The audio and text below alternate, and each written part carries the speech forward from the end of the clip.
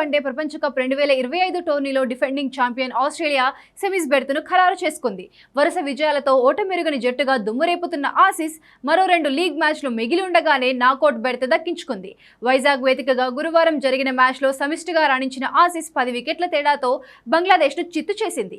ఇది ఆసీస్కు 4వ విజయం. ముందుగా బ్యాటింగ్ చేసిన బంగ్లాదేశ్ నిర్ణీత 50 ఓవర్లలో 9 వికెట్లకు 198 పరుగులు చేసింది. శోభానా మోస్ట్రే అజయ హాఫ్ సెంచరీతో రాణించింది. ఆసీస్ బౌలర్లలో సదర్లాండ్, అలానా కింగ్, జార్జియో రెండేసి వికెట్లు పడగొట్టారు. మేఘనా స్కట్ ఒక వికెట్ తీసింది. అనంతరం ఆస్ట్రేలియా 24.5 ఓవర్లలో 202 పరుగులు చేసి 151 బంతులు మిగిలుండగానే విజయాన్ని అందుకుంది. ఇప్పటి వరకు 5 మ్యాచ్లు ఆడిన ఆసీస్ 4 గెలవగా ఒక మ్యాచ్ వర్షం కారణంగా రద్దయింది. దాంతో 9 పాయింట్లతో అగ్రస్థానంలో కొనసాగుతోంది. తమ తదుపరి మ్యాచ్లను ఇంగ్లాండ్, సౌత్ ఆఫ్రికాతో ఆడనుంది.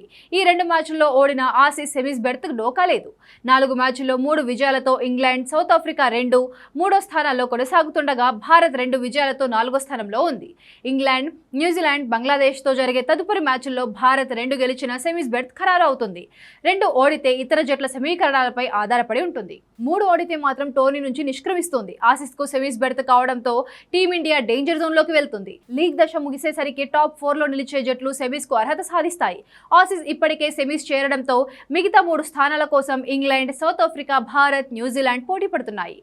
న్యూజిలాండ్ చివరి 3 మ్యాచ్లకు 3 గెలిస్తేనే సెమీస్ బెర్త్ దక్కుతుంది. ఒక్క మ్యాచ్ ఓడినా కూడా ఇతర జట్ల ఫలితాలపై ఆధారపడాల్సి ఉంటుంది.